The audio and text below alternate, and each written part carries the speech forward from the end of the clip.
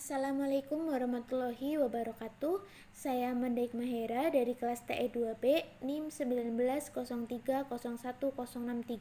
Pada video kali ini saya akan menjelaskan mengenai laporan tugas 5, yaitu mengenai rangkaian pengunci. Untuk rangkaian pengunci sendiri terdapat dua praktikum, yaitu praktikum 10 dan praktikum 11.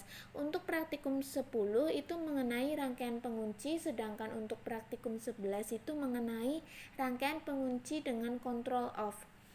Langsung saja, untuk praktikum 10 di sini saya menggunakan silinder ganda, kemudian menggunakan 5/2 valve, kemudian di sini terdapat 2 push button normally closed. Langsung saja kita simulasikan, yaitu ketika S1 kita tekan. Nah, ketika S1 kita tekan, bisa terlihat bahwa silinder itu akan bergerak keluar atau bergerak maju. Ketika S1 kita lepas, maka silinder tetap berada di luar.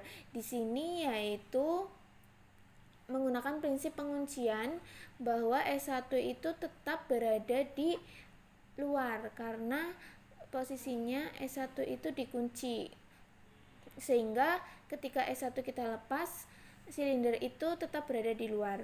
Kemudian untuk membuat silinder itu masuk, kita bisa menekan S2. Langsung saja kita tekan. Bisa terlihat ketika S2 kita tekan, maka silinder akan bergerak masuk. Dan ketika S2 kita lepaskan, maka silinder juga akan tetap bergerak masuk.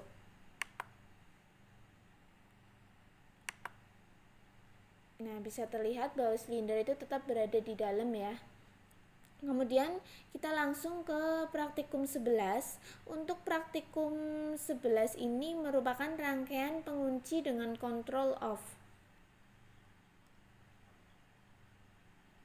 Nah, untuk rangkaian pengunci pada praktikum 11 ini menggunakan silinder ganda, kemudian menggunakan 5/2 valve, kemudian di sini menggunakan limit switch, kemudian terdapat juga 3/2 valve, kemudian terdapat 3 push button, 2 digunakan untuk start, kemudian 1 digunakan untuk tombol stop. Untuk percobaan 11 sendiri, cara kerja itu jika S1 dan S2 ditekan, maka batang piston silinder itu akan keluar dan masuk secara terus-menerus. Kemudian ketika kita tekan S3, maka silinder itu akan berhenti. Nah, cara kerja dari rangkaian ini yaitu ketika push button dimulai atau S1 dan S2 ditekan secara bersama-sama, maka kondisi NC push button itu berubah menjadi NO, yang kemudian akan melewatkan udara menuju NCAT. Push button S1 dan S2 itu harus ditekan secara bersama-sama karena output dari dua push button ini akan menjadi input dari NCAT. Agar output NCAT mengeluarkan udara, maka kedua input itu harus disuplai udara. Output udara dari NCAT kemudian diteruskan menuju shuttle suplai udara. Output udara dari NCAT kemudian diteruskan menuju shuttle valve atau OR gate. Adanya udara di salah satu input OR gate ini membuat output itu mengeluarkan udara. Udara kemudian diteruskan menuju 3/2 valve with push button normally open. Ketika push button ini ditekan, maka akan menyebabkan aliran udara terputus dan menghentikan operasi silinder. Setelah melewati push button, udara digunakan untuk mengaktifkan jalur udara kompresor yang akan terhubung ke roller valve dengan menggunakan 3/2 valve single pilot. Output udara dari 3/2 single valve ini diumpankan kembali menjadi input 1 OR gate yang berada setelah NCAT. Out ini akan menjadi pengunci agar silinder itu dapat keluar dan masuk secara otomatis. Jika roller A tertekan oleh silinder, maka outputnya itu akan mengirim sinyal kendali untuk mendorong silindernya itu keluar. Nah, ketika silinder mencapai batas maksimum dan menekan roller A1, maka output roller A1 akan menggerakkan silinder itu mundur, sehingga silinder itu akan bergerak maju mundur secara otomatis. Langsung saja kita simulasikan ketika S1 kita tekan.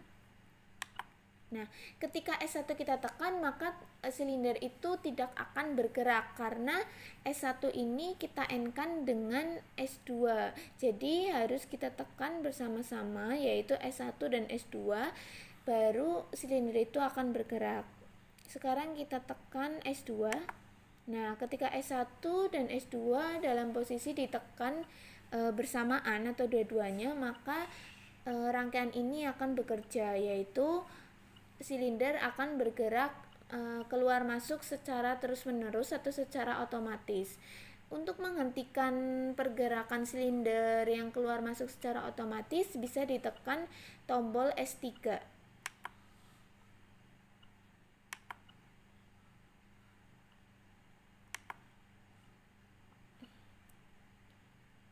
Tombol S3 bisa terlihat, tombol S3 tidak akan bekerja ketika S1 dan S2 masih dalam kondisi yang ditekan. Sekarang kita coba lepaskan tombol S1 dan lepaskan tombol S2.